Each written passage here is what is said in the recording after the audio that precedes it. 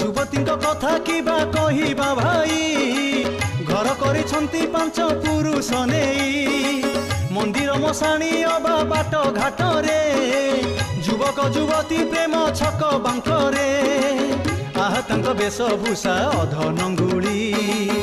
आंगुठी देखिले देवे बाहाकु गिली पापरती पाई हुए पाप गौरव भ्रूण हत्या दोष पुणी कले सरब कौड़ी बदले पुणी बिकिले देह एही कली जुग नीति केमिति कह युवती कनिया पुणी मेलिते करी पुरुष डरेइबे बाघुणी परी बिचरा मरद भाग्य पथर तले